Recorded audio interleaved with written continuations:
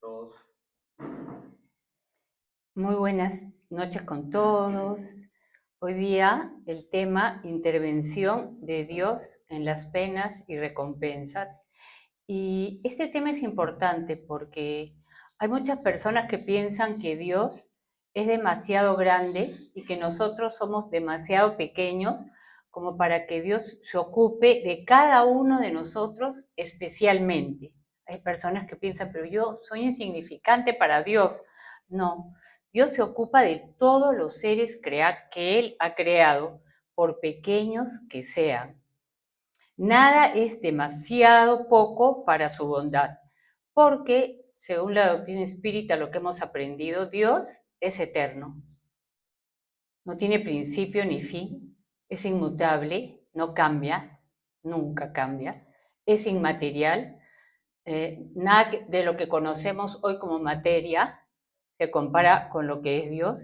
Es único, solo hay un Dios, todopoderoso y soberanamente justo y bueno. Soberanamente justo y bueno, por lo tanto, es justo con todos y bueno con todos nosotros. En la pregunta 980 interroga el maestro Kardec a los espíritus superiores de dónde procede la creencia en las penas y en las recompensas venideras que se encuentran en todos los pueblos. Es siempre lo mismo, presentimiento de la realidad que el hombre recibe del espíritu encarnado en él, porque sabedlo bien, no en vano os habla una voz interior. Vuestro error es no escucharla lo suficiente. Si pensarais en eso más a menudo, seríais mejores. Y es cierto, todos traemos el presentimiento de la realidad. ¿Por qué? Porque ya hemos vivido antes, porque ya hemos estado en sitios de sufrimiento. Entonces sabemos que hay lugares que no son muy bonitos, así como sabemos que están los ángeles, arcángeles, que deben estar, nosotros sabemos, en lugares hermosos, ¿no es cierto?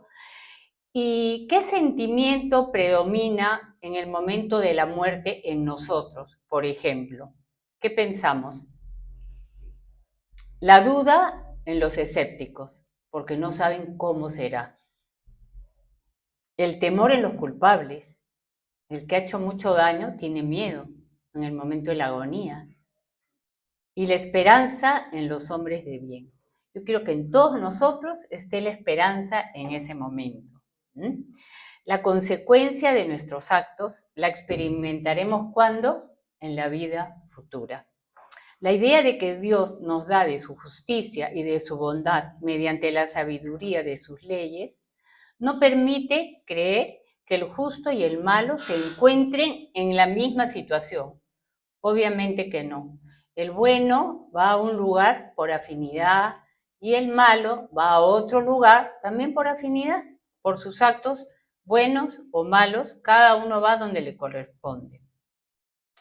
¿Tiene Dios necesidad de ocuparse de cada uno de nuestros actos para recompensarnos o castigarnos?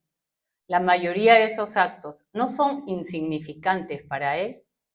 Dios tiene sus leyes que rigen todas vuestras acciones. Si las violáis, la culpa es vuestra. No cabe duda de que cuando un hombre comete un exceso, Dios no emite un juicio en contra suyo para decirle, por ejemplo, has sido glotón y voy a castigarte, sino que ha trazado un límite. Las enfermedades y a menudo la muerte son la consecuencia de los excesos. Este es el castigo, el resultado de la infracción a la ley.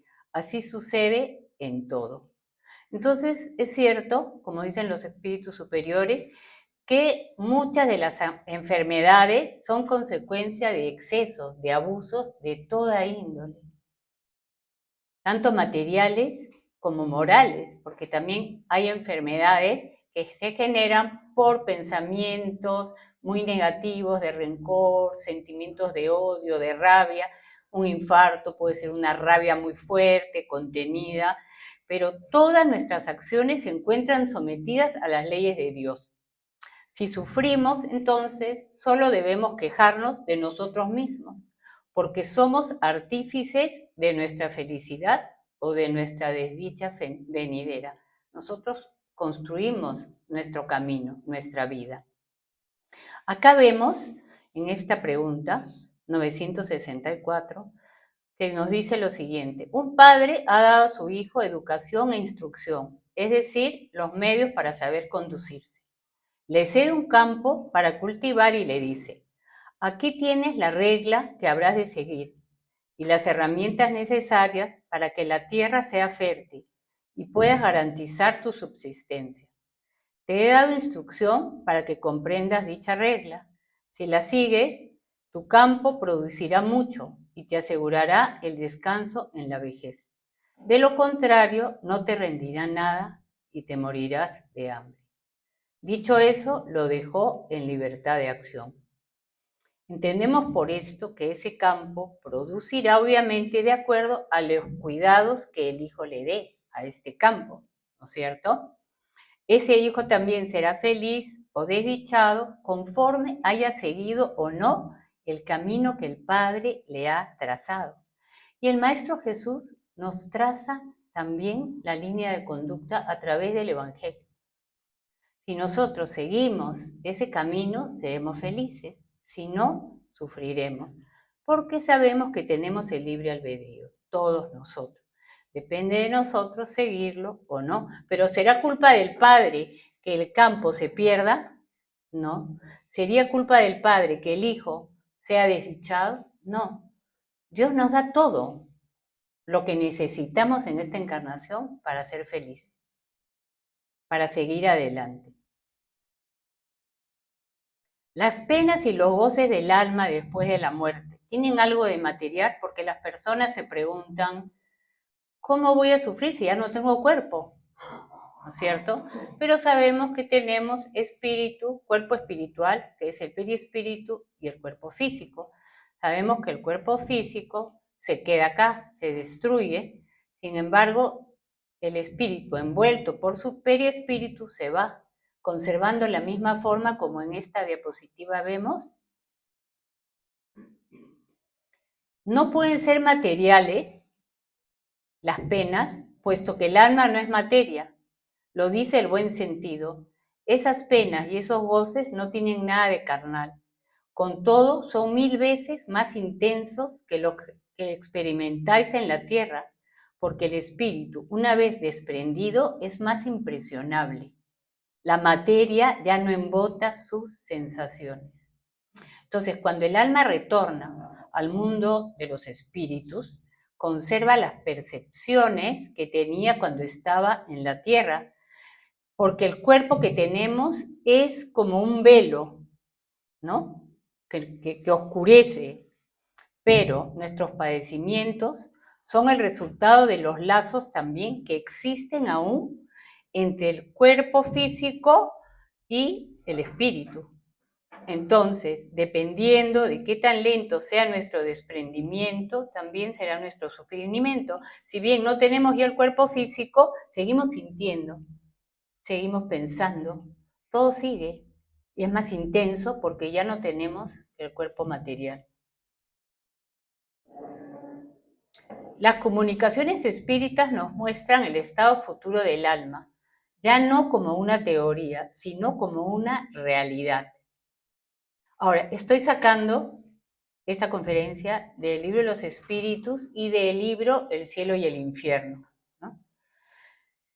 Ponen ante nuestros ojos todas las peripecias de la vida de ultratumba, pero nos la muestran al mismo tiempo como las consecuencias absolutamente lógicas de la vida terrenal, y aunque estén desprovistas del aparato fantástico creado por la imaginación de los hombres, porque según nosotros hemos conocido en otras épocas, ¿no? Cuando éramos jóvenes, chicos, nos han hablado a veces del infierno, donde te vas quemando eternamente sin consumirte. O sea, sigue. Esta es una figura alegórica que seguramente fue utilizada, cuando empezó a ser utilizada, en una época en la cual el mal era muy fuerte y era para controlarlo. Pero hoy en día ya no es creíble. Sin embargo, Vamos a lugares, como podemos ver acá, sí de sufrimiento, donde vamos a estar sufriendo el tiempo que nos toque según nuestro merecimiento. Podemos decir en general que cada uno es castigado por donde pecó. Así, algunos lo son por la vista incesante del mal que hicieron, otros por los pesares, el temor, la vergüenza, la duda, el aislamiento, las tinieblas, la separación de los seres queridos, etc. Entonces, por donde pecas, pagas. Esto queda bien claro por la ley de causa y efecto. El orgulloso. ¿Qué pasa cuando el orgulloso llega al mundo espiritual? ¿Su sufrimiento cuál es? Ver por encima de él, rodeados y amados, a quienes él despreció en la tierra, mientras que él es relegado a las últimas posiciones. ¿Difícil? El hipócrita. Verse traspasado por la luz que deja al desnudo sus pensamientos secretos ante el mundo, no pudiendo ya esconderse ni disimular. Qué feo para ellos que todo lo que ellos piensan, sienten, sea descubierto. Ya no puedo ocultar nada. Acá podemos engañar, ser hipócritas, pero en el mundo espiritual no podemos. No se puede engañar a los espíritus. El sensualista, ¿qué pasa con estas personas? Tener tentaciones y deseos y no poder satisfacerlos. Qué difícil, ¿no? Duro para la persona viciosa, porque tener el deseo de todos los goces y no poder satisfacerlos es una tortura. Lo mismo también para el vicioso que tiene el deseo de satisfacer sus vicios y no puede lograrlo. ¿Qué pasa con el avaro? Ver su oro dilapidado y no poder hacer nada para recuperarlo. Solo se pasó la vida ahorrando, guardando, cuidando su dinero, ni siquiera la disfrutó y después va a ver cómo las personas que lo heredan lo despilfarran. Para él va a ser mucho sufrimiento. El egoísta, verse dejado de lado por todos y soportar el sufrimiento que los demás sufrieron por culpa de él. Tendrá sed y nadie le dará de beber. Tendrá hambre y nadie le dará de comer. ¿Cómo se sentirá? Solo, aislado, y pensará, nadie me quiere. Ninguna mano amiga estrechará la suya. Nadie le brindará consuelo. Solo pensó en sí mismo durante la vida. Entonces, por esa razón, nadie pensará en él, ni lo extrañará después de su muerte. Aunque la diversidad de las penas sea infinita, hay algunas que son inherentes a la inferioridad de los espíritus y cuyas consecuencias, salvo ciertos detalles, conservan alguna similitud, sobre todo para quienes se apegan a la vida material en detrimento del progreso espiritual. La pena más inmediata consiste en la lentitud con que el alma se separa del cuerpo, en la angustia que acompaña a la muerte y al despertar en la otra vida y en el tiempo que dura la turbación que puede prolongarse durante meses e incluso años. Entonces, no hay que apegarnos tanto a la vida material, porque la vamos a dejar. Debemos ser más espirituales porque vamos a irnos al mundo espiritual para que nuestro desprendimiento no sea tan lento, para que nuestra turbación no dure tanto, ¿no es cierto? Es importante.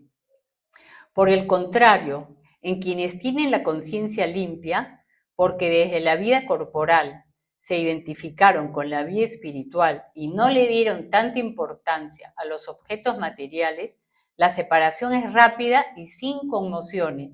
El despertar es apacible y la turbación es casi nula. Estos dos personajes maravillosos que brindaron tanta ayuda, consuelo a la humanidad cuando estuvieron acá en la tierra y que lo siguen haciendo desde el mundo espiritual, imaginemos qué hermoso despertar tuvieron. Cumplieron con su tarea como grandes misioneros.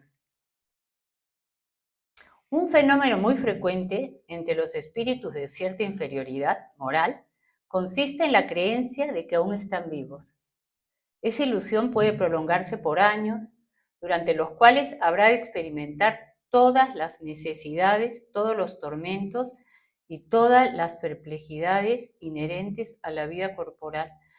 Qué difícil debe ser no entender qué pasa, porque te sientes vivo, sigues respirando, caminando, no entiendes por qué no te ven, y se puede prolongar el tiempo que Dios disponga, ¿no es cierto? Para nosotros que somos espíritas, que tenemos el conocimiento, vamos a comprender que ya estamos en el mundo espiritual, pero que seguimos vivos, y eso nos ayuda muchísimo también. Los espíritus inferiores comprenden la felicidad del justo. Así es, y eso constituye su suplicio, pues comprenden que se hayan privados de esa felicidad por su propia culpa. Por esa razón, una vez desprendido de la materia, el espíritu aspira a una nueva existencia corporal, dado que cada existencia puede abreviar la duración de ese suplicio en caso de que sea bien empleada. Entonces sí, porque les permiten ver espíritus en otro estado de más felicidad, de más alegría, ¿no? Como ya el espíritu está en el mundo espiritual, ya no tiene el velo ante los ojos, entonces ya no se encuentra como si estuviera en la niebla, ve las cosas como son, tal cual, ¿no? Entonces sufre más, ¿por qué? Porque comprende cuán culpable ha sido, sobre todo si se ha equivocado mucho. Ya no existe la ilusión, ve la realidad de las cosas. Elige entonces las pruebas mediante las cuales podrá expiar sus faltas, porque tenedlo bien en cuenta, el espíritu sufre por el mal que ha hecho o que ha causado voluntariamente, por el bien que habría podido hacer y que no hizo, así como por el mal que resulta del bien que no ha hecho. Entonces, tú puedes decir, ay, ya me toca partir, no he ayudado a mi familia, y siempre digo lo mismo, ayudar a tu familia es un deber, no es caridad, no es caridad. A veces podemos hacer muchas cosas y no las hacemos, y a veces pasan cosas malas porque no hicimos algo y pudimos ayudar. Entonces todo se toma en cuenta, todo. Dado que los espíritus no pueden ocultarse recíprocamente sus pensamientos y que conocen todos los actos de la vida, se sigue de ahí que el culpable se halla perpetuamente en presencia de su víctima. Los espíritus responden, no puede ser de otro modo, lo dice el buen sentido. Para el criminal, la presencia incesante de sus víctimas y de las circunstancias del crimen constituye un suplicio cruel. Imaginemos que ese que asesina por un celular, cuando llegue al mundo espiritual va a ver allá a su víctima. Y en el cielo y el infierno sale un testimonio de un delincuente que él no podía soltar el cuchillo, que veía el cuchillo ensangrentado y sentía el olor a sangre y no podía desligarse de él ni de la víctima que veía. Si las personas conocieran esta realidad, cambiarían muchísimo, ¿no?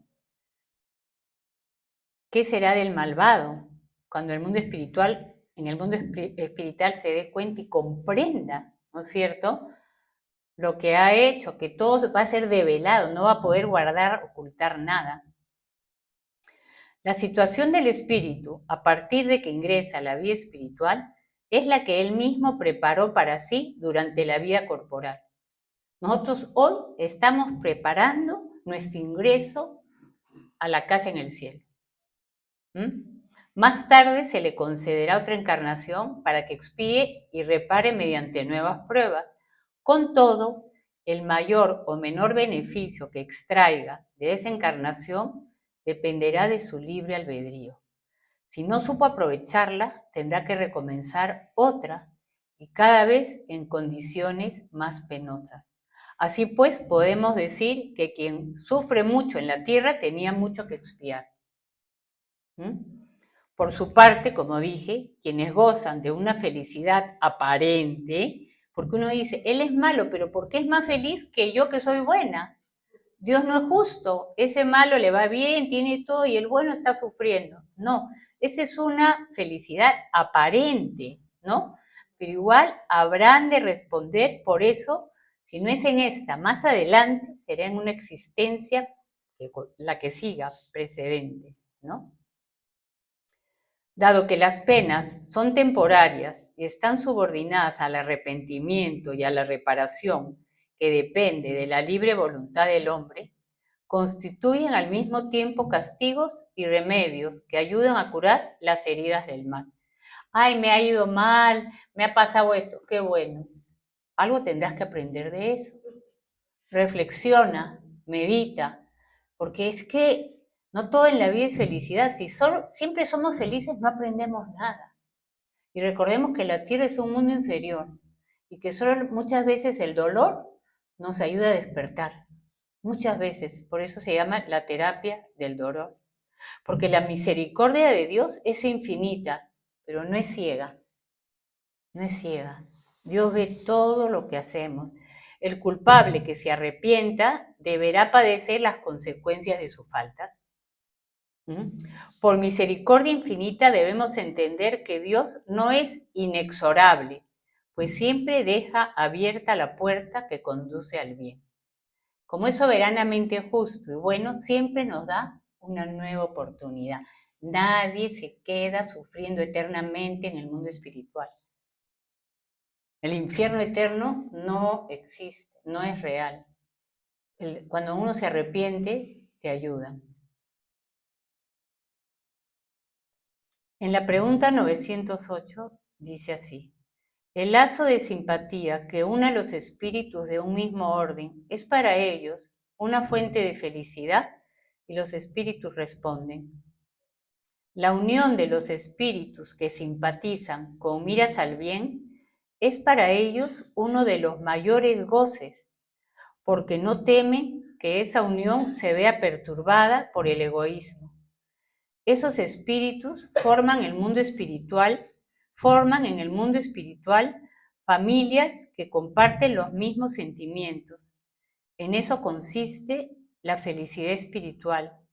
Así como en vuestro mundo os agrupáis en categorías y sentís un cierto placer cuando estáis reunidos. Qué bonito, ¿no? Saber esto. El afecto puro y sincero que los espíritus experimentan y de que son objeto es para ellos una fuente de felicidad, porque allí no hay amigos falsos ni hay hipócritas. Todos ven lo que pensamos. ¿Cuál es el lenguaje de los espíritus? El lenguaje es el pensamiento. Entonces, gracias. Me falta recomendarles que inviten a los amigos, sobre todo a los que conozcan la doctrina, que algún día hayan hablado con ellos de eso, para que nos acompañen a celebrar el 9 de agosto en estas conferencias que se van a dar y que van a estar muy lindas con estos conferencistas internacionales que vienen a apoyarnos y a celebrar con nosotros nuestros 20 años. Muchas gracias a todos.